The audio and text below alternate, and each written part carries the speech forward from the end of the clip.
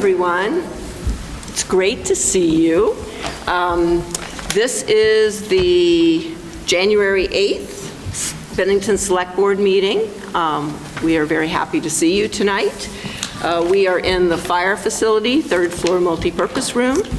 And my name is Jeannie Jenkins, and I have the pleasure of chairing this board. And I'll ask my fellow board members to introduce themselves, starting with Sarah. Hey, good evening, Sarah Perrin. Good evening, I'm Jim Carroll. Happy New Year. I'm Tom Haley. Jean Connor. I'm Ed Woods. Thank you all. And also with us tonight is our town manager, Stuart Hurt. Also with us is Nancy Lively, who takes excellent minutes. Jonah Spivak is here, the communication coordinator, both to make sure all the technology works and also to give a presentation. And we have Josh Boucher, who is here from CAT TV, making sure that the public can see the meeting if they cannot attend. So we very much appreciate that. So let's start as we always do. Jim, would you lead us in the pledge? I pledge allegiance to the flag of the United States of America and to the republic for which it stands, one nation, under God, indivisible, with liberty and justice for all. Thank you very much, Jim. Tom? Of identity, shares in our vitality, and benefits from an outstanding quality of life. Thank you very much. All right, next up is the consent agenda. Could I have a motion to accept the agenda, the consent agenda for the purposes of discussion? Thank you. Second? Second. Thank you. All right, so discussion. Anything on the minutes of either December 11th or December 18th? All right, anything on the warrants or the liquor licenses? All right, excellent job. All those in favor, please say aye. Aye. Aye. Any opposed? Any abstentions? All right, excellent. All right, next up is public comment. Just want to remind everyone, the public comment process has changed a little bit. Is there anyone who wanted to speak who has not signed up? Okay. Public comment is a time to present information for the benefit of all. It's not a discussion time.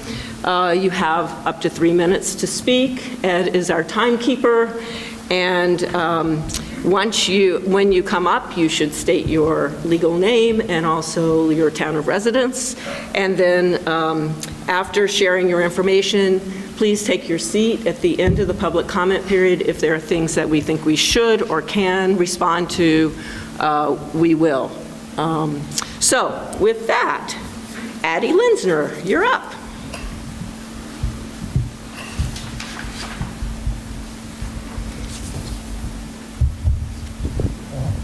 Hi everyone, my name is Addie Lunsner. I live here in Bennington. I'm also a freshman in college, and I'm speaking to bring awareness to 2 events I'm helping to coordinate in January. One is the performance of a play that I wrote at age 15. It's called Bridge Theory. It's being performed at the Bennington Theater on Main Street on January 21st at 5 p.m. This play is about Terry Huega, who was experiencing homelessness and died sleeping outside down the street from my home. The play tells the story of his life and the circumstances that he lived in, and it's part of a larger conversation around homelessness and poverty in our state at a time when the pandemic-era motel program is winding down and sleeping bags line Main Street. The next event is on January 29th at 5 p.m., where the Lieutenant Governor, David Zuckerman, will be coming down to Bennington at Fiddlehead at Four Corners on Main Street and joining me for a banned book reading. He and other speakers will read passages out of books that have been banned across the country. Over 1,000 books have been banned in half a year in America, meaning students have restricted access to books that foster inclusion and equal representation. This event is also part of a larger conversation about censorship and access in schools, and it's a chance to meet the Lieutenant Governor. I hope you'll join me for both events, and I'm happy to answer any questions the board might have. Thank you. Thank you very much, Addie. Yeah. Addie, just before you sit down, the events again, just That was great. January, the first one for Terry is January, January 21st at 2 p.m. and again, that is where? at the Bennington Theater on Main Street. Okay, and the second one is? The second one is the Banned Books event with the Lieutenant Governor, and it's at Fiddlehead at Four Corners on January 29th at 5. Thank you. Yeah. Thank you very much. Jack Rossiter-Munley.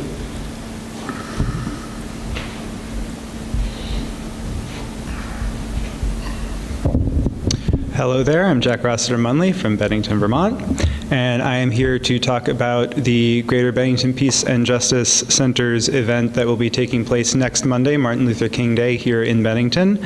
It will be at 7 p.m. at the Bennington Theater, recently mentioned, which is at 331 Main Street, and that event will feature Heavenly Echoes, which is an Albany-based rhythm and blues band, and it will also feature two organizations, one of which is the Rutland NAACP, and the other, and the reason that I'm standing here, is ECDC, the Refugee Resettlement Agency, and these are two organizations that were chosen by Greater Bennington Peace and Justice as groups that are in their own ways carrying on the spirit of Dr. King's work in the present day. So there'll be information about both the Rutland NAACP and ECDC available. Admission to this event will be free, but donations will be gladly accepted. And of course, I think anyone who's attended this event before knows that it will feature the annual high school poster contest that the Greater Bennington Peace and Justice Center runs. So we hope to see people again 7 p.m. at the Bennington Theater on January 15th, so next Monday. Thank you very much, Jack. Sam Restino.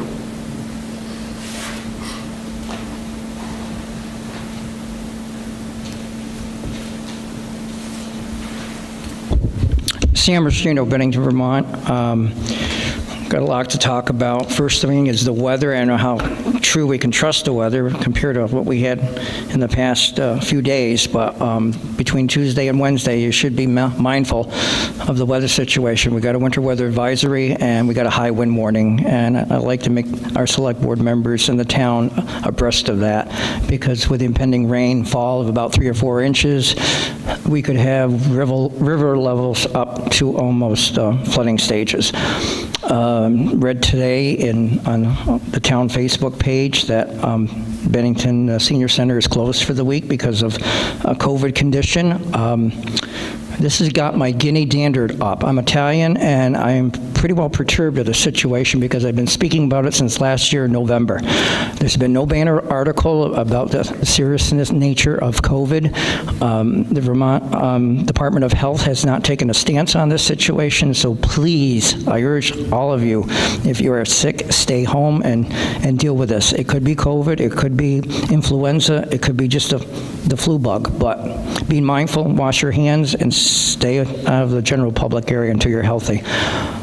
Infrastructure. I learned a lot Saturday at we all did, at the budget talks. And between bridges and sidewalks and water and sewer, just like I spoke last year in March about our infrastructure, that has taken a big chunk out of our town budget this year and in the next consecutive 3 years. Liability. I spoke at the select board at budget meeting Saturday about the select board taking a strong stance that when snow falls on the pedestrian trails, that there should be signage, because we're setting ourselves up for liability. If by chance somebody should be walking on that trail in snow conditions and they fall, there's another liability. I strongly urge we better get signage up or work on it. And then also in the first of the year, we want the voter attendance to turn up. Absentee ballots. Every year you should call the town clerk's office and make a verbal application to say, I would like to receive absentee ballots mailed to me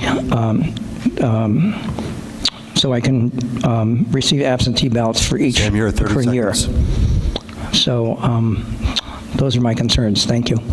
Thank you, Sam. Very much, Sam. All right, so anyone else for public comment?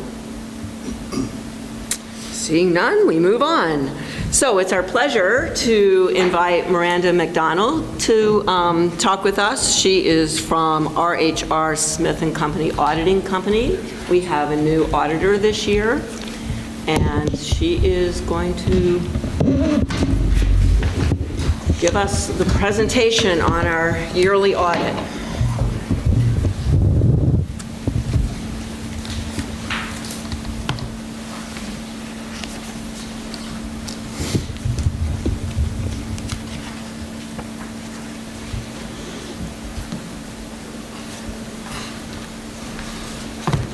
Thank you. As I was introduced, I'm Miranda McDonald, Audit Manager with RHR Smith. I was the lead auditor this year. It was a pleasure getting to know Melissa and the business office. Spent a couple days down here just talking and reviewing and learning. Miranda, we're gonna, we have a funny mic, so you're gonna Okay. need to turn it, pull it towards you and speak right into it. All right. Is that better? Yeah, sorry. Oh, that's fine. Remind me if I get loose. I like to travel and talk. My understanding is, Melissa, or you have copies of the audit schedule in your packet with a couple letters, and I just want to review those before I do have a presentation to give. This was a federal compliance audit. We did have to do a single audit because you spent more than $750,000 in federal funds, mainly ARPA. But y'all knew that. One of the letters that we sent is the SAS 114. Basically, what this says is a letter that says, if we had any problems working with management, they would be mentioned in this letter, and we did not. So it's just a formality that we do issue. I do want to go over the number one question usually asked is, what was the opinion? And when you get the full audit, if they have it, page 1 is where you're going to find, in our opinion, the accompanying financial statements referenced above present fairly in all material respects. So page 1 is where the opinion is mentioned. The next, what I suggest is, if you don't want to read the full audit, and it's like 90-some pages, the management's discussion and analysis is a very good synopsis of what happened during the year. There's comparison information from prior year to current year. It also mentions capital assets and debt and some economic factors that played into what happened during the fiscal year. So, if you want to read the full audit, I suggest at night. If you're trying to fall asleep, it's great material for that.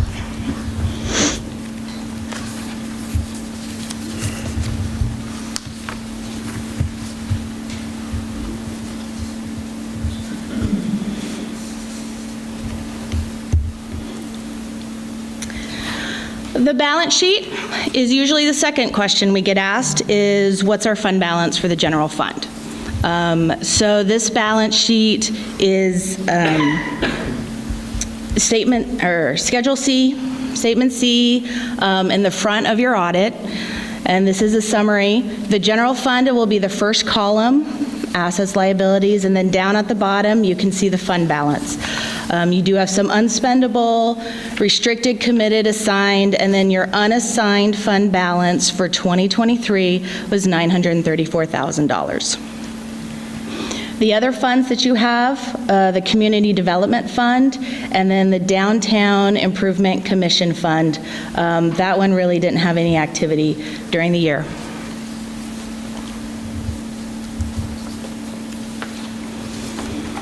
In looking at some comparisons, we do compare cash and we do compare accounts receivable on your assets. Cash is down approximately $1.3 million, but accounts receivable is up about $800,000. This is really mainly due to grants. You spent a lot of money in ARPA when you had already received it in the previous year.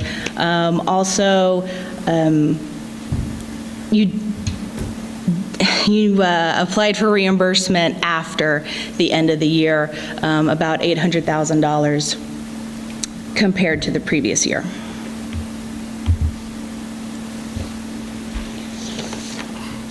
The liabilities, accounts payable is up about $450,000. This mainly due to your construction contracts with ARPA. It's just a year-end, what you need as of June 30th, or has yet to be paid as of June 30th. Accrued liabilities is down. This really has to do with timing of when payroll hits during the week when June 30th. So this year, I think there was only one day that actually moved forward. So the accrual was less.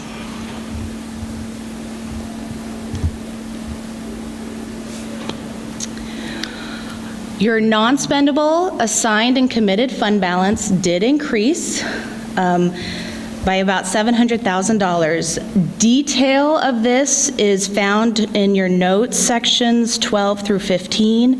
It gives a listing of all the reserved, committed, unspendable balances. Mostly the increase largely was due to ARPA. And then your unassigned fund balance also increased. If we take, this was about $300,000, the reserved committed unspendable balances was about $700,000. That combined, you put about $1 million into your general fund balance. And we'll show you that on the next screen. Statement E, found in your audit, is your revenues, expenditures, and changes in fund balance. Your first column is your general fund. So you had about $18 million in revenue, about a little less than $18 million in expenditures, and then there were some other sources leading to a net change in fund balance, an increase of about $1 million.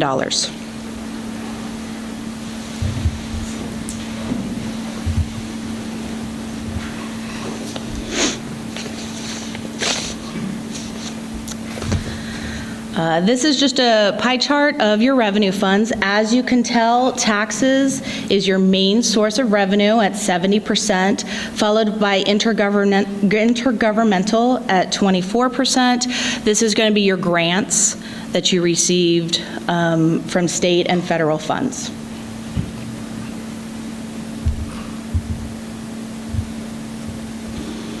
Your expenditures, as you can tell, public safety is about 30%, followed by highway at 23%, and then your general government is at 21%. This is a majority of your expenditure budget. What I will say is in the back of the audit, there's a very good schedule where it lists this is what your budget was, this is what you actually spent. So you can see the comparison of where you underspent, where you overspent in the fiscal year.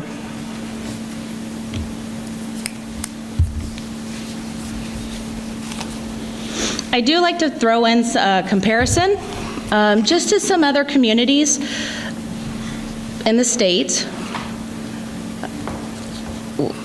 This time Brattleboro was picked, South Burlington and Montpelier, and then y'all.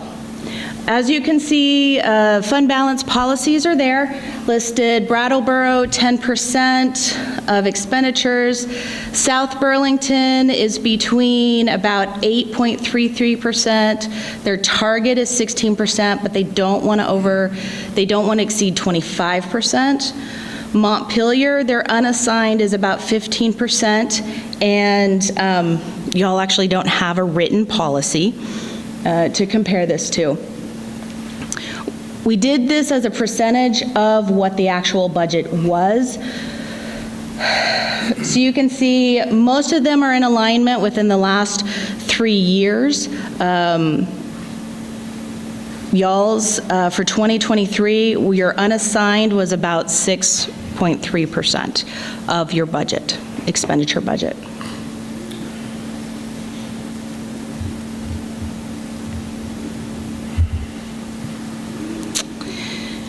The other slide I think is very interesting to show is debt per capita. South Burlington is in green. They're about $2,000 per person for debt, but they're in a growing phase. They're building. They have an active TIF going on. Montpelier is in yellow. They're about just under 1,000. Sorry, South Burlington was 16. I looked at 2020. Montpelier is at just under $1,000. They're kind of, I think they're starting to look at some stuff with how they're spending. They did have a TIF that has since closed, so they don't have that going on. Brattleboro is about $103 per person in their town. And then y'all are at $600 per person for your debt. Can you, do you want to take questions during Yeah. this? Can you just talk with us about what a healthy debt per capita range is?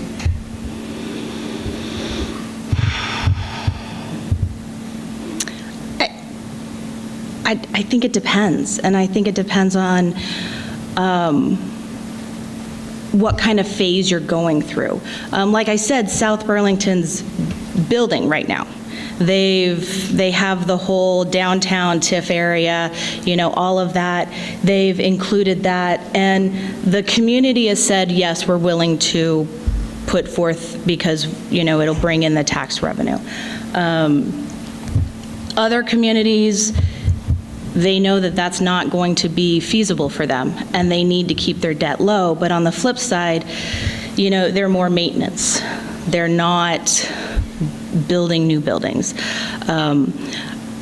What I can do is I can get with some of my fellow auditors and ask them, you know, if they have any ideas. But as far as I'm concerned, it really depends on the community and your tax base and how much you think you can raise. Okay, so I guess then the fact that we actually have a fair number of projects, that we have projects going on as well, speaks to why we would have a little more debt. I mean, I'm just, if we're looking at comparisons, I just wasn't sure why we were looking at comparisons. Is it because we want, you know, to be in a certain range, or is it just to show us it's just to show diversity of communities? Right. And you have construction going on, and you've used ARPA funds significantly for that as well, so you don't have to use debt, bonds or notes. But you've also borrowed some debt to pay for vehicles in your highway fund. But that's, you know, that's about $500,000 as compared to millions of dollars. Thank you. Are there any other questions? Okay. The only other letter that I want to bring up then is what we call a management letter. These are not findings on the audit. What this is we've reviewed, based on everything we've reviewed, all of our tests and everything, we just have some room for improvement that we think should be mentioned. And in this case, what I will say is in talking with Melissa, I know you have internal controls, and I know you have understood procedures and policies, but they're just not written down. And, you know, speaking from a town who suddenly lost their, town manager or finance person, and then they didn't know what they were doing for 3 months. So that was just the recommendation that we had, is to start putting policies and procedures into place. As you can tell from the previous slide, when I said y'all don't have a written fund balance policy, I think that's something that should be looked into and researched, and decide what's best for your community. So, are there any other questions? Any questions from the board? Can I ask you, was the fund balance chart the same as the unassigned? Is that? Can you go back to that? Can you go back to that chart? So again, I think it was, or the bar graph. This slide, this was unassigned fund balance, so this is not total. Yeah. This is just what your unassigned is. So I think I have the same question. What does the variability mean in this chart or graph? So how should we read this? I mean, is it? Again, I also go back to how you've built your budget, how you are accumulating reserves, which I would say is very financially sound, and how you're reserving and committing those fund balances. Different communities might not have a line for, we know in 10 years we're going to have to buy a new fire truck. So for 10 years, they're taking the $1 million truck and budgeting $100,000 to reserve in fund balance, because they know they can't afford to increase taxes by that much. So I do believe that y'all are financially,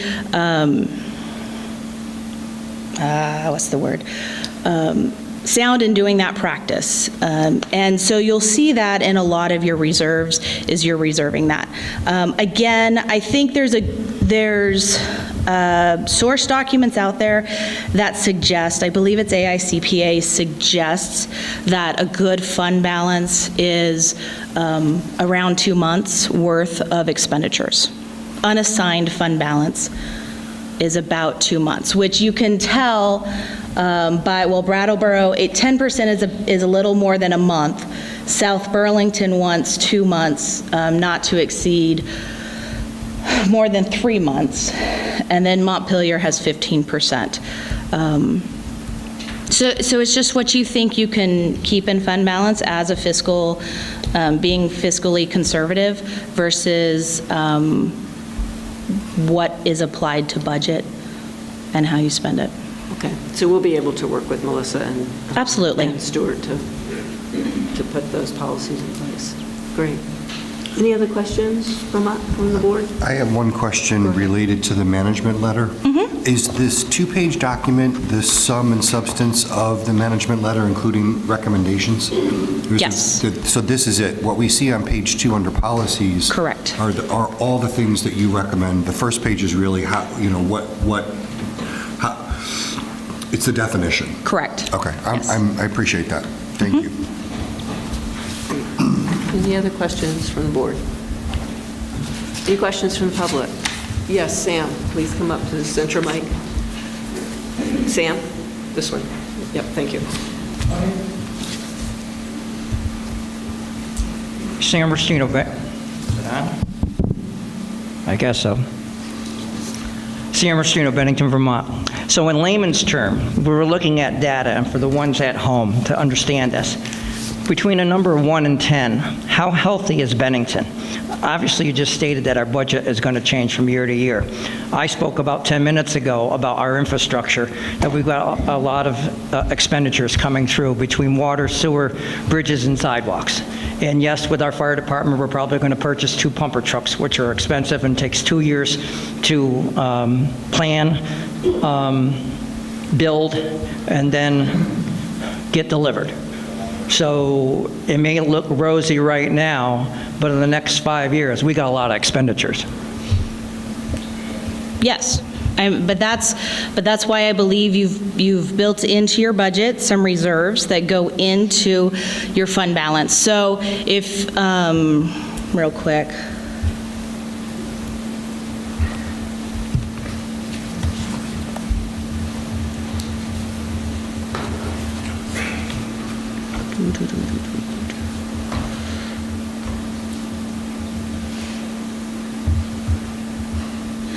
Like I said, notes 12 through 15. Some of your committed fund balances, health costs, workers' comp, fire equipment. You've been reserving to replace those. And like I said, I think you've made very fiscally sound decisions in preparing for some of these upcoming expenses that you have. But it's hard because infrastructure in the state of Vermont is crumbling. And, every municipality is looking at what's the balancing act between, how much do we borrow, how much do we raise in taxes, and, can we get grants to subsidize some of this infrastructure that needs to be repaired as well. I've repeated this over and over. As far as I know, you've been making very sound financial decisions. I think your unassigned fund balance at 6% is a little low, but I also think you've committed and reserved fund balances for future years. And so it's always a give and take of where you want to end at the end of the year. Great, thank you. Any other questions from the public? Then we thank you very much. All right, thank you. Thank you very much. Very, very helpful. All right, and next up, we have skate park funding presentation and update, and Shannon Prasadi, who is our Community Development Director, is going to lead us off. If you want to see that. Great. Okay, good evening, everyone. Jonah's just going to get our slides going here.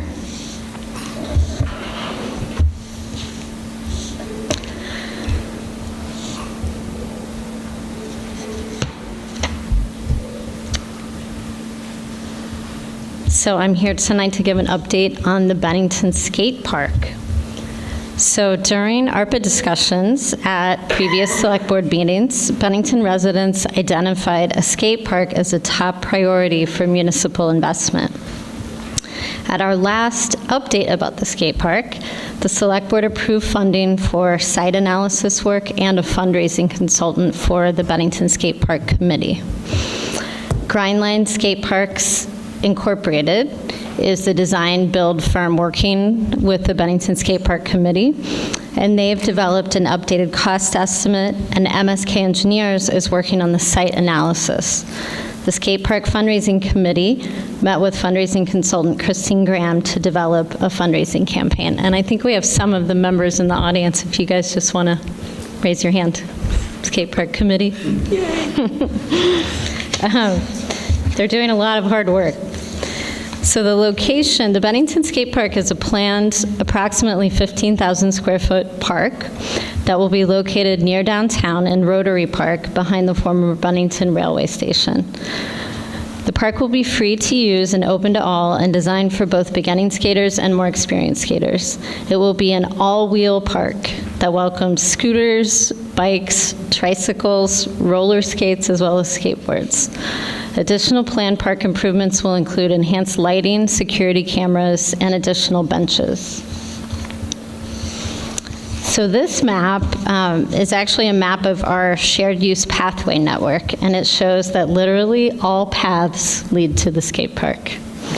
So this site was chosen because of its proximity to downtown and to the town's downtown river walk, the Walloomsac pathway, and to the new rail trail. Another benefit of this location is that Bennington elementary schools, middle school, and high school students all will have direct access to the park by walking, riding a bike, a scooter, or a skateboard. So it's a very accessible location. So this is a rendering of the proposed skate park, and you can see phase one is going to be the entire outdoor park. the existing trees are there in the center, and so the park is really sort of split between some of the current green space and then the parking lot on the other side of the trees.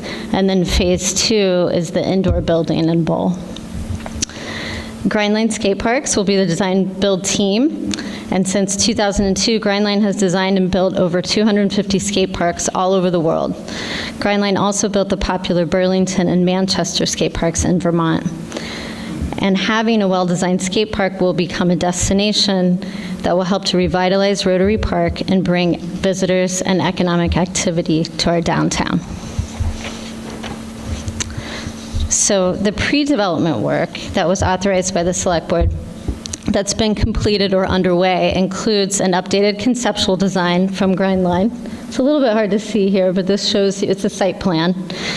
And then MSK is working on an analysis of the floodplain and floodway issues and permitting that's required from the state, as well as an analysis of stormwater, drainage issues, and permitting, and any other state permitting issues. Being along the river, there are a lot of state permits, but preliminary results indicate no insurmountable obstacles. The final feasibility analysis will be a geotechnical report, which shows things such as how high the groundwater table is, or if there's any ledge, et cetera. So our ask of you tonight is that the staff has proposed a fundraising strategy, and essentially that is, if you think about the total cost of this phase 1, which now the cost estimate from Grindline is that total cost is $916,000. So our recommendation is that the town would commit the initial $316,000 in ARPA funds. And I did confirm from Dan that we have at least $350,000 available in ARPA for this purpose with your approval. And then the skate park committee will raise an additional $300,000 through private donations and grants. I'll be helping with the grant writing. And then once $600,000 is raised, the town will fund the remaining balance with the penny for parks tax, which has already been approved by Bennington voters, and raises $100,000 each year. So that means that by the fall of 2024, we will have $300,000 in the Penny for Parks Fund. So this estimate of $916,000 does not include any in-kind work from the town or any materials donated. So we do hope to reduce the overall costs with some in-kind work.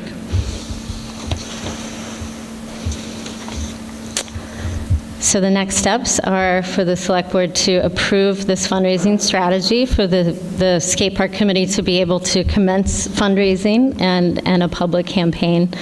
I also included in your packet a memo for a resolution for the Downtown Transportation Fund. So that grant has available $200,000. So if we were to receive that, that would help us to really get close to that $300,000 that we want to raise in grants and donations. So I would need the Select Board to authorize our application, and then also to authorize final design and permitting work that MSK and Grindline are doing, and then to help us get the fundraising campaign off the ground. And finally, this seemed appropriate to end with today, if you go back to that one, Jonah. So I think in the last Select Board meeting, we talked about the updates to the town plan and how BCRC and town staff are working with the schools and their postcards that kids in all the elementary schools are drawing and writing about their hopes for Bennington. And this came in today from an elementary school student of a skate park. That's great, that's great. Will you go back to the previous slide just so we can, so questions from the board? Go ahead. I know we're here talking about Phase 1. Mm-hmm. Is there a cost estimate on Phase 2? There's not a final cost estimate. Okay. I know that when Jeff Metcalf was here for one of the first presentations, and maybe Glenn can help me with this, but I want to say that Phase 2 was going to be in the range of 300 to 500,000, does that sound right? Yeah, I mean, probably closer to the 500, given construction costs these days. Thanks, I should remember that, but I don't. Shannon, the resolution for the DTF application, have those funds already been identified? They've been identified, but that's just been identified, from staff. So basically, we have to apply, and that's a fund that's through the Agency of Commerce and Community Development. So you can see that that money is available, and you're asking us to authorize you to apply for it? Yes. Thank you. And then if we were successful in getting that, then that would be part of the 300,000 community, that the community is raising. Yes, exactly, because we're really thinking of that as, not town funds through ARPA for Penny for Parks, but other grants, private donations, et cetera. And there are a number of other grants that have been identified, but that's the big one. Is that 300,000 fundraising goal really dependent on this $200,000 grant, in your opinion? That's a good question, and I don't think that it is. It's really something that we didn't even have on our radar when we first met with Christine Graham, and we started to think about how can we get to 300,000, and it wasn't until a few weeks later that I said, oh, what about the Downtown Transportation Fund? So that would make it easier, but I don't think it's dependent on that. Thank you. And I see here that the grant would require a 20% match, so that's what, 40,000 if we get the 200? Yes. So where would that fall into all the? Well, if the select board numbers? approves using ARPA funds or Penny for Parks, then either bucket, we would be spending more than 40,000 of those funds on the park, so that would count as the match. So the 200,000 comes in, and then it's the 40,000 on top of it would be from the Right, match, from- exactly. They just want to see that the town is also investing in whatever project. And just to remind everybody, the Downtown Transportation Fund funded the Riverwalk improvements that were just completed, and also the Pocket Park. So it's an interesting grant because it really is looking at amenities that are in your downtown as well as pathways. So I feel like we can really make a good case that the skate park really is like a phase 2 of the Riverwalk improvements. So hopefully they'll agree with us. That's wonderful. And just for clarity, the $40,000 match already exists in the other buckets of money that are being eyed, yes? That's right. Other questions? Okay, for public? Anyone in the community want to have a question? Nancy, please come on up.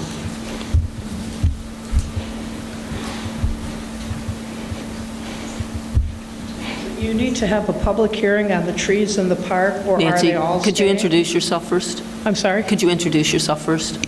I didn't hear you. Would you introduce yourself first? Oh, I'm sorry, Nancy White, Bennington. Can you repeat your The public hearing on the question? trees at the park, state required? I'm not sure how, if any trees would be removed, if we would need a public hearing. I know that the goal is to maintain the trees. Okay. A couple of months ago, when Stu said a citizen had to ask, that's what the state said. I asked that night at the meeting, so a public hearing will be needed if any of the trees are going to be touched, because a big group were donated from the families from Japan that worked at NASDAQ. Has a study been done on the impact of the land to show it can handle the weight of tons of concrete right next to the river? That's part of the site analysis that MSK is doing right now. Is that done? Or they're working on it now? Do you want to answer that, Dan? Dan's working more closely with MSK. There's no issue with the concrete. The only real issue that we're finalizing is the construction within the floodplain and floodway, and the initial report says that there is no impact, so that should not be an issue with the state. So after several years of high rain, when the river comes up and it's not going to bother the bank, that won't bother the integrity? State permit, I can guarantee that they're very, very strict. Okay. And as far as it impacting the Walloomsac construction and afterwards? No issues. study's been done that shows that? Okay. And just to clarify, that's Dan Monk's Assistant Town Manager who's speaking. Is this going to open up right onto Depot Street, the entrance to the park, from the pathway coming down by Brooks? Do you want to go back to the site plan? Yeah. Are people going to be able to come off the pathway by Brooks, cross Depot Street, and go right into the park? I don't think that will change significantly from the way it is now. If it's open, I don't think people have thought about the safety risk. I'm worried about the kids without adult supervision that are going to be on a bike or skateboard coming by Brooks. They're going to see the park open. I'm afraid they're not going to stop and look and go out. Has anybody done a traffic study for current and what's going to happen if the 4-story building goes up at Tuttle's and the 5-story building at Martin's? You're going to have solid traffic on Depot Street every day. So there is a crosswalk there. We have to assume that people stop at a street and look both ways before they go across it, whether there's other buildings in the area. I'm worried about the kids we see in this. But your concern is noted. I don't think that's been considered nearly enough. And you're starting to stray off of the topic, so just be careful. Is the methadone clinic still going in? Okay, now you're off the topic. Jeannie, no, I am sorry. It is Jeannie, not. We are here to discuss. The last time we heard about the park, there were general plans, they weren't complete. I think it's critical that we know what's going to be happening in the neighborhood. Nancy, that is irrelevant to the skate park discussion. Jeannie, we have a skate park on our agenda, and that's who our presenter is And that speaking is what we are to. discussing. And I have a question. I have a question I think related it's to the skate important to know park. what's going to be in the neighborhood. Nancy, that question is out of order. So if you have any Sure, other okay. questions, I think go ahead. I've asked for 2 years at meetings for you to put pennies for parks on an agenda so you can find out how the public, whose money is in that account, would like to see it be spent. You've refused to put it on an agenda, and now I find out you want to put all the money that we have in now and next year's money all to go to the skateboard park? So I would say that, in a sense, Penny for Parks is on the agenda right this second. And so one of the things that the Select Board is looking at tonight is whether we want to commit some money from Pennies for Parks to this project, which is exactly the kind of project that the money is being raised for. And the organizers are simply asking this evening, the Select Board has not taken that up yet. Well, and I think, I think we are being asked to make a decision about that last third of the funding tonight, and that most likely would come from Pennies for Park. I'll make a point, if I may. Yes, go ahead. I'd just like to remind you, Nancy, and the general public, that when we were allotted the ARPA funds, the skate park was the #1 choice among respondents. It was the #1 choice. The skate park showed up on the plans for the River Walkway in 2021 before the public heard about it in 2022. The public never, the public... I want to make sure that we stay on the topic we're on right now. Do you have any questions? Shannon and the whole skate park committee, Sure. most of the skate park committee is here. 2 years ago, the citizens who said they were going to be involved said they were going to start fundraising. Has any fundraising started, or none at all yet? Well, I think you already did hear from Shannon about this, but please. So has any money been Nancy. fundraised yet? No, there's not any committed money yet, but part of that, what we're talking about tonight, is that having the town's commitment is going to make the going out and raising the additional funds, well, this is more successful. Nancy, I will say there have been 2 things that have happened on fundraising. One, the committee has been working with a fundraiser on a campaign, on a strategy. And 2, what we're being asked to do tonight is to approve the municipal resolution for downtown transportation fund money, which would be part of that fundraising.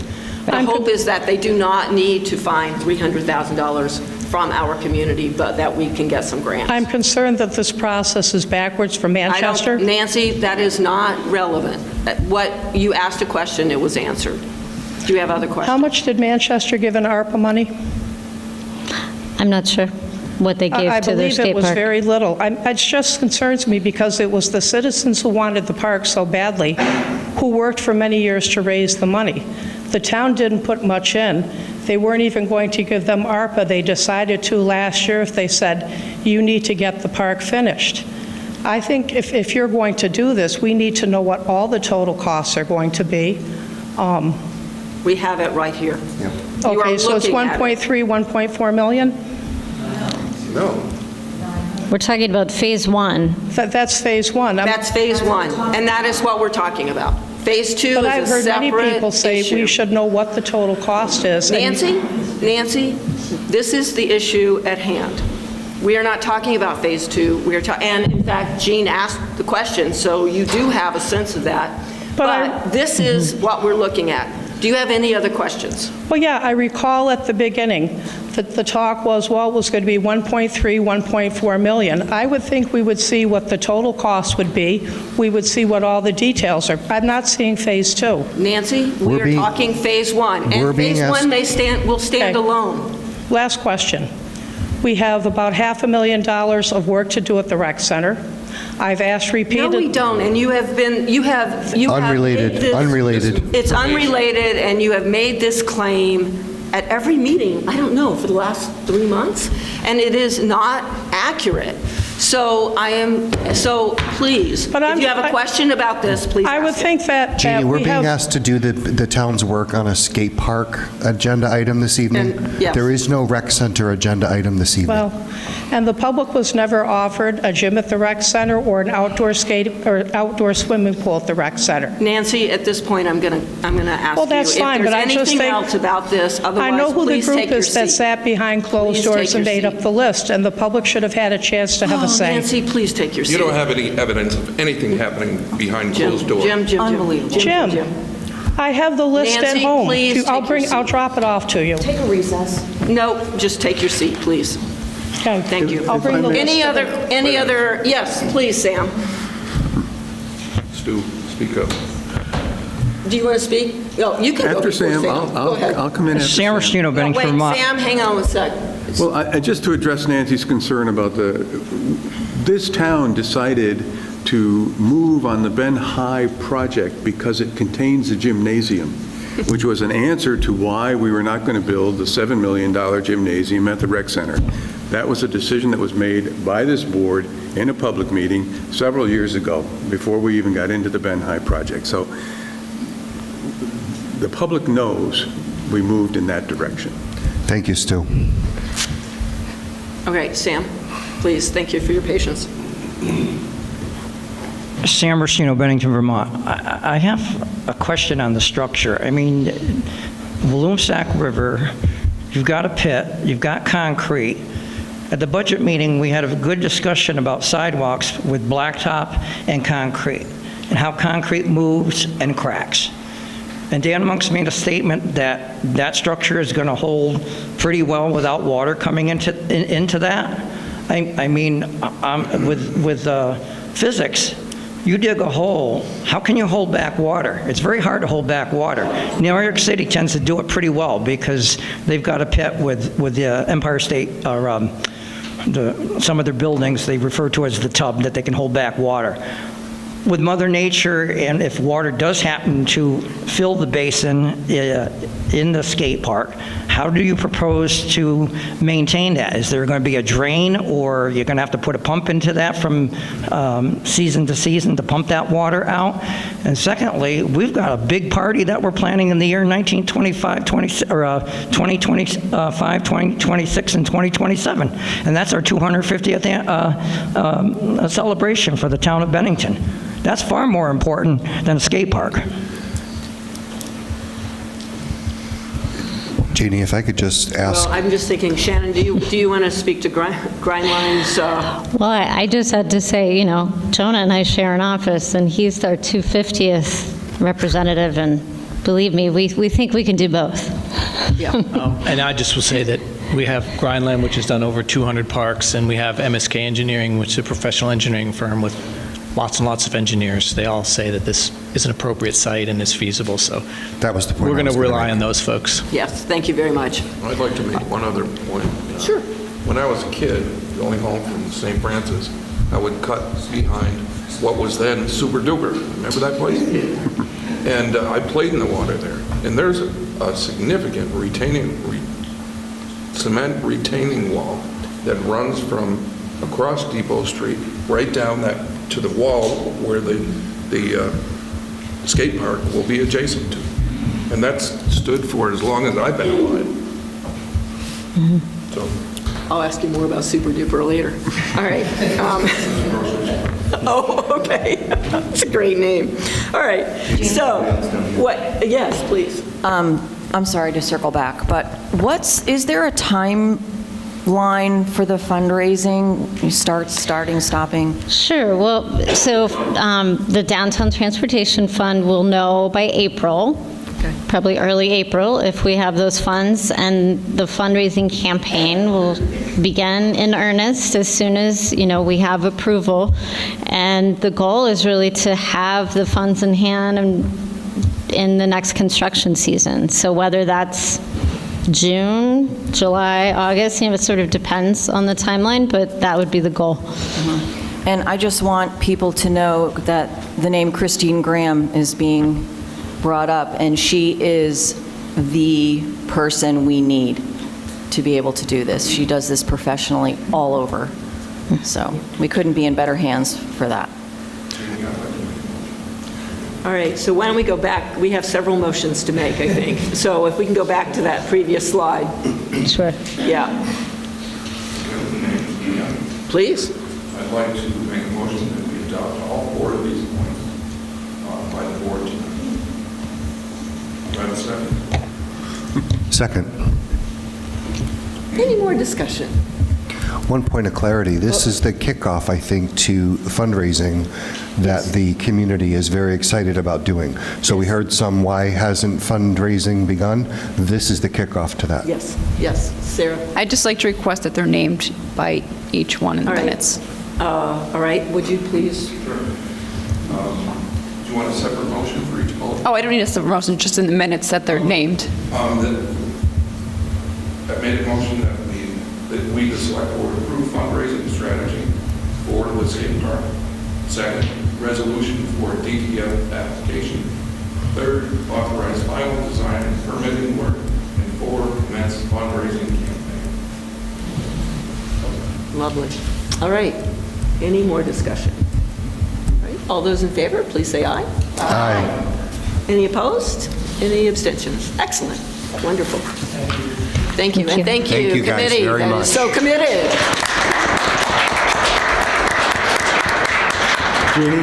Jeannie, I will circulate the resolution for Okay, signature. we will get it back to you. All right, so, all right. Oh, and so next up, we have the community survey presentation, which Jonah Spivak is going to lead.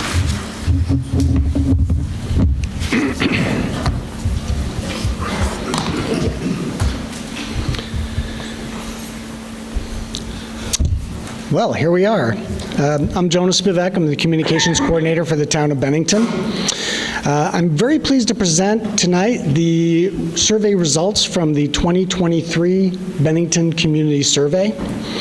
And I should note that in 2021, the community survey that we did that year was one of the very first projects that I did as a new employee here at the town. And so coming back to it again 2 years later has really been a very interesting and useful exercise. I had made some notes on things we wanted to improve or change from the last survey in 2021 based on what I learned and from recommendations and suggestions I received. Can I stop you for just a minute? Very weirdly, we can hear what is said at the back of the room better than we can at the front of the room. So, yeah, if you have conversations, please go outside. Okay, sorry. Nope, thank you. Sorry. One of the things we wanted to do is we wanted to increase our outreach, and I'm happy to report that this survey has our broadest and best response yet. We had used a 3-point matrix for ratings in earlier surveys. In this survey, we used a 5-point matrix called a Likert scale, which is a more scientific method for doing surveys. We reduced the number of questions. We eliminated those that were skipped the most, and also those whose answers we looked at the least. We worked hard to make the survey as accessible as possible by making it available in many different locations and in many different ways.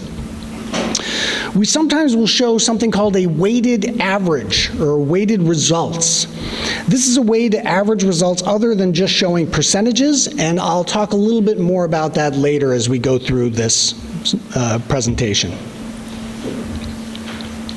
We started with demographic information, simply what is your age? And as you can see, we've got a pretty broad representation from 30 years and up. There's definitely a lack in the 19 to 29-year-old category, although I do note that is the smallest category in terms of the number of years represented. However, we did have a very nice increase in the number of youth participating in the study, going from just 6 in 2021 to 148 in 2023.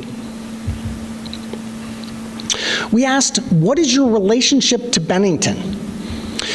What we learned was 85% of the people that responded live here. That means 1 out of 18 residents, every 18 residents in town, one of those people took this survey. We also learned that 10% just work here but don't live here. We had also added a none of the above. We did not have that previously, and I do note that that difference in 85% to 89% in 2021 is almost that same number, so I do wonder if that omission shows up there. We asked, do you rent or own your own home? This year, respondents who were renters increased from 18% in 2021 to 24%, and that was intentional. We spent a lot of time reaching out to landlords and others to try to get more renters to participate. We wanted this because we know that renters are 44% of our overall population. We asked a new question in 2023. We had a new town vision, and we wanted to see what people thought about it. And interestingly, that is almost a perfect bell curve. And I'm not sure what that means exactly, but it will make statisticians very happy, I think.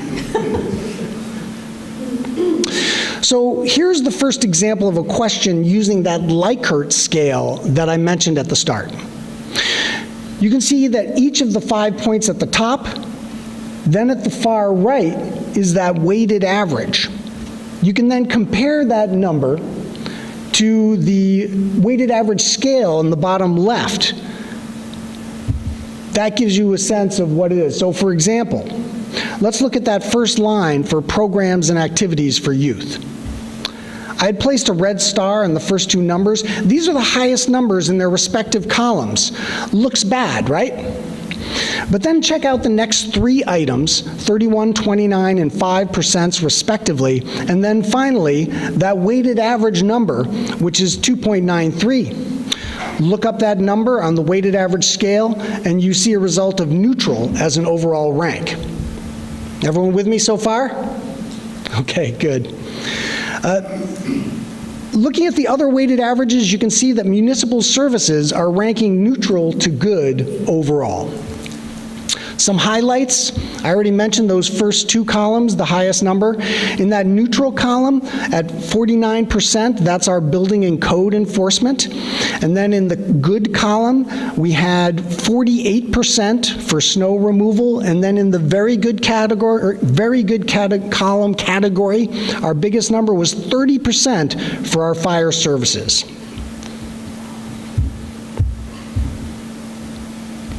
And here's that same data using bar graphs to kind of show it. So if you think of that yellow line in the middle as being neutral, the blue and orange lines, that's good and very good. And then, of course, on the flip side of that, the left side, you'd have your poor, very poor. And let's look at that one other way. This graph shows those same percentages just filling up the columns entirely. So again, if you think of that yellow in the middle as being neutral, and then the light blue and orange as being good and very good, you can see that overall people are feeling pretty good about municipal services. And by the way, all the details of this will be on the website tomorrow morning. We had to do the big reveal tonight, so it's not there now, but it will be there in the morning. So our next question was about how many times have you visited the following parks. This is about our parks and recreation, and no surprise, Willow Park is our #1 most visited park by quite a bit. The ballpark at the Beach Street facility, that is our least used facility. And the Y Woods has the honor of being our least known recreational facility. And it is worth mentioning that green star at the very bottom, that's for the rail trail.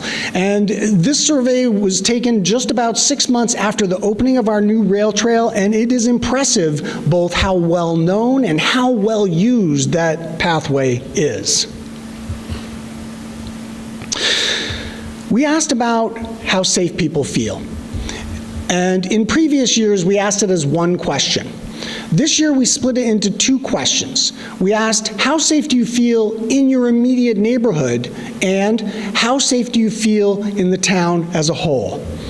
And what we found is that people feel quite safe and comfortable in their immediate neighborhoods and less so in the town as a whole.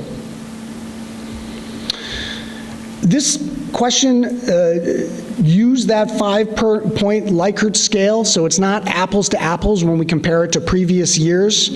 But you can see what I tried to do in 2023 was I took that safe, very safe, and sort of combined those together, and then neutral being that midpoint, sort of more similar to our previous 3-point scale. And if you do that, if you included the neutral with the safe or very safe, you get 84% and for people feeling comfortable in their immediate neighborhoods, and 65% in the town as a whole, respectively, when compared to previous surveys. We asked our citizens to rate the performance of the Bennington Police Department. And this is another example where, because we did not have an apples-to-apples match, I tried to do a conversion to make it a little more comparable to that 3-point system we used. So again, we've combined the very poor and poor, that approximates the does not meet that we had in the 3-point version. Likewise, we combined the good, very good, to approximate the exceeds we had previously. Using that system, you can see that folks ranked the Bennington Police Department performance as you can see that less folks ranked the Bennington Police Department performance as very poor, poor, and average, and more folks ranked them as good or very good in 2023. Overall, the weighted average is solidly in the good in every category.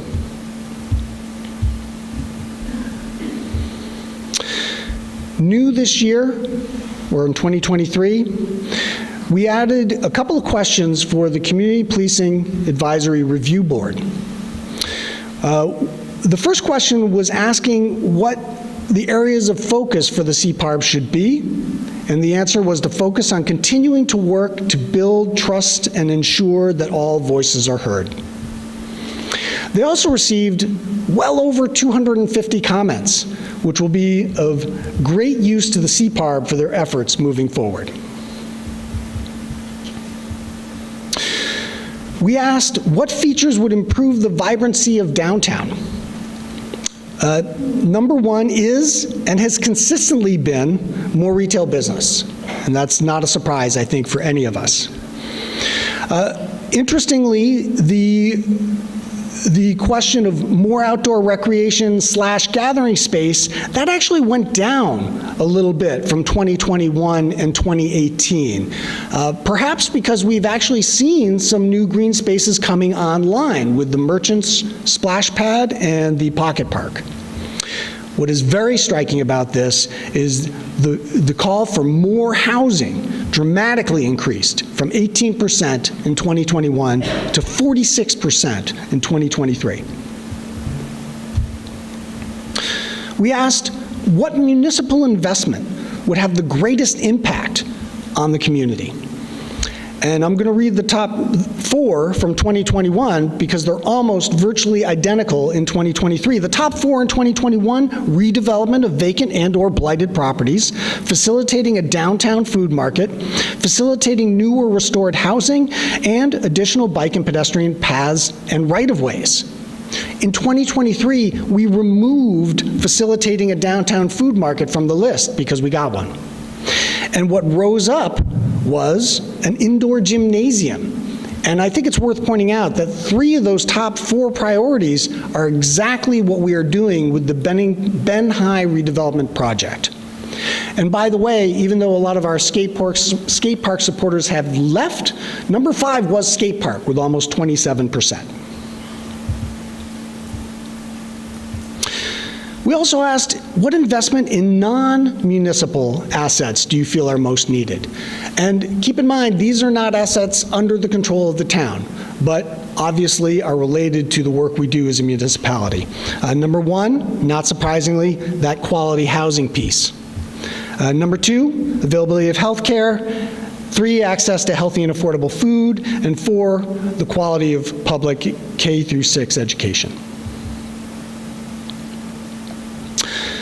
We asked, please rate your overall quality of life in Bennington. And this is surprising almost in its consistency. In 2016 and 2018, we did a 1 to 10 scale. So I multiplied it by 10 to match the 1 to 100 scale that we used in 2021 and 2023. And interestingly, 70 and 60 for those first 2, the average between those would be 65, right? And then in 21 and 23, literally the same number at 66. We asked to rate the performance of the Bennington Select Board. And in this, using that same method that I described for describing the Bennington Police Department, I sort of grouped it so we can approximate a little better towards what we had seen in 2021. And across the board, we see improvement in people's ratings on the performance. And what you can see is we went from 49 to 59% below expectations in 21 to 28 to 45% in 23.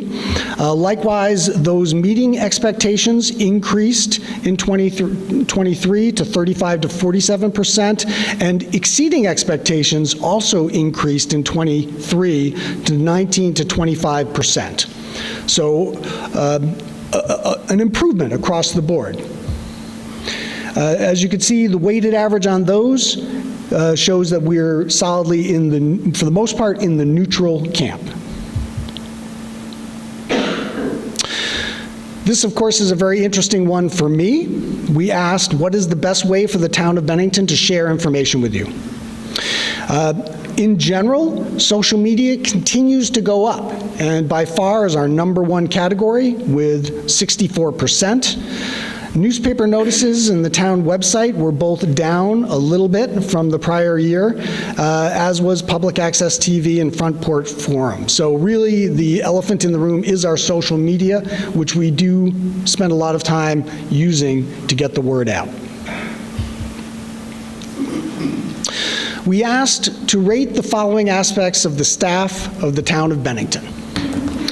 And in this, we did pretty well. In 2021, we had 23 to 25% say we exceeded expectations. In 2023, just looking at that good, very good, combining those two, we had 52 to 76% in that category. And you can see it pretty dramatically in that bar graph. Again, that yellow line is the neutral, the blue line is good, the orange line is very good. So overall, the town staff did pretty well in this year's survey. The weighted average, 3.66, that's solidly in the good category.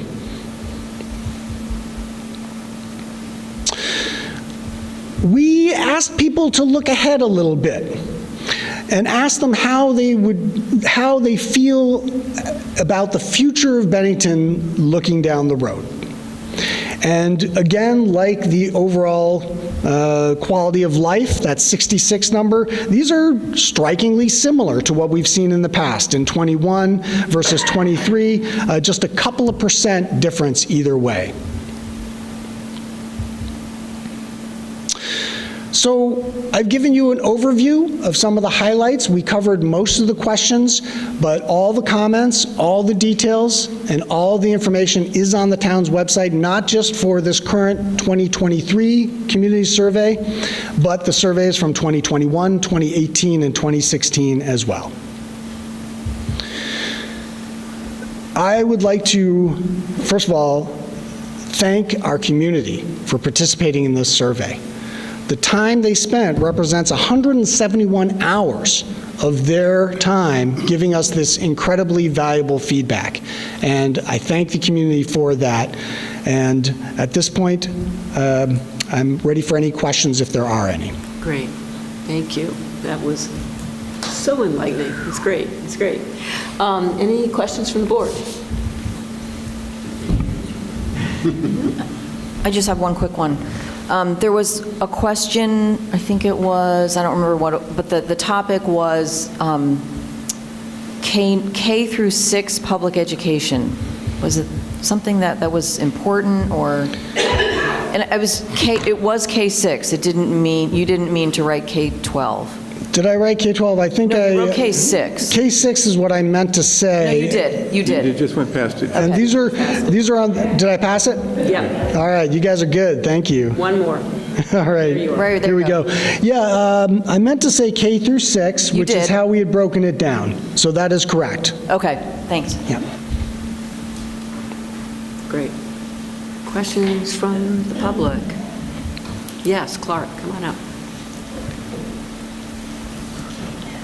I remain Clark Adams, still of Bennington. Think I'll be that way next meeting. Demographics, do you have any data on the individuals who completed this survey? What's going on, age, employment status, so forth, anything like that in there? We did ask the ages, and that was, let me jump back to that. We did ask the ages. We asked where they lived and if they worked here, but we didn't ask specifically what they did. And then also whether they were a renter or a homeowner. Okay, but I was more interested in sex, gender, whatever you want, label you want to apply. Again, as I said, not just do they work here, but are they retired?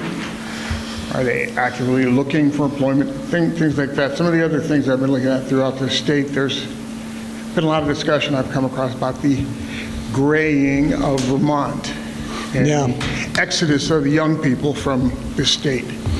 Well, certainly the respondents gives us a clue, but that information is census data, so we know what our age distribution is like.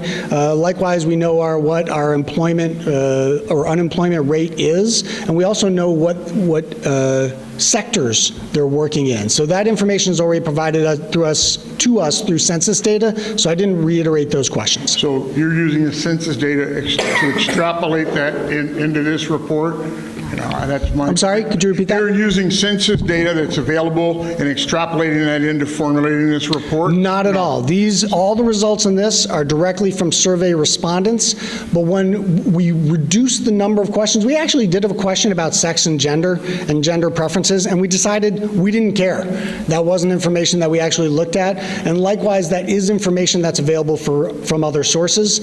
So what we did not want to do with this survey was ask for information that we already knew. So for example, the types of places where people work, what is the range of so things like that. So did I miss something that's valuable? Because that is definitely always open to suggestions and making it better for the future. Well, that's what I was thinking is you have 148 youth participating. You know, when you get to be my age, he's a youth. But, you know, I just thought a better appreciation or reporting of the demographics of folks involved in the process. And although it says, you know, as a youth, that's as a relative term, youth and... Yeah, specifically, it's 18 years and younger is what the youth is. So we did ask that question because we felt that was important. And fun fact with the one regarding whether or not you're a renter or a homeowner, I do note that we do this survey in the weeks leading up to when people have to pay their taxes, and we had the survey literally right next to the collections table. So every homeowner who came in and paid their taxes had the opportunity to take the survey, although I'm not sure how that would affect how they feel about taking the survey, but I do note that that could be a factor in why more homeowners are taking the survey. Okay. Great question, thank you.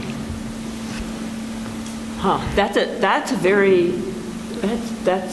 yes. It could skew the results, but it One also, wonders. But it absolutely could skew the number of homeowners that fill it out. So that's something we should think about in 2 years. Yeah, how to even that out. Yeah. This is great. Any other questions from board or public? Yes, Jean. You were so successful in getting more kids to respond. Are there anything you learned from that process to bump up the next age group, which was, what, 19 to 29? Well, it is a challenge, and again, that 19 to 29, that's just a 10-year range. Most of the others were, at least 19 or 20 or more years, so it looks worse than it is because it's such a small group in a way. So I will be working more to try to engage more people in that age group because that is our biggest lack from what we're seeing right now. And I don't know how to tell you to do that. Well, the way we did it with the younger kids is I did some outreach specifically to the schools. So I did do an outreach to the chamber and try to engage the Shire's young professionals. But even there might be skewing older perhaps, but I would welcome input and suggestions on how I can get more in that 19 to 29 And you know what range. I just thought of? Please. Any kids they're at college in that age group, so they're not in town possibly. That could be. So that Good could point. be part of the reason, which is unavoidable. Yeah. Great. Any other questions? This is a lot of work. We appreciate it, and it really does help us in decision making. So I think it is, the results that you've presented help us think about what our priorities need to be. So I think that's Absolutely. really helpful. Thank you. Thank you. All right. Well, with that, we move on to the manager's report. Thank you. I don't have any action items once again tonight. I do note that this coming Saturday, the 13th of January, this board will be reviewing the budget requests from the Bennington Free Library, the John McCullough Library, the Bennington Rescue Squad, and the Bennington County Regional Commission. Also, the Regional Commission's request is actually a dues payment, as all county towns pay into the Regional Commission for their efforts. But that meeting will start at 8 a.m. here in the fire facility and may go as long as 4 hours. We almost made 4 hours last Saturday. But we didn't make 4 hours. No, we didn't. Thank you. There are several projects. I highlighted this more for the select board, but this is also for the public. We're looking at having to expand our offices space from the town offices into the blacksmith shop, which is at 215 South Street on the second floor.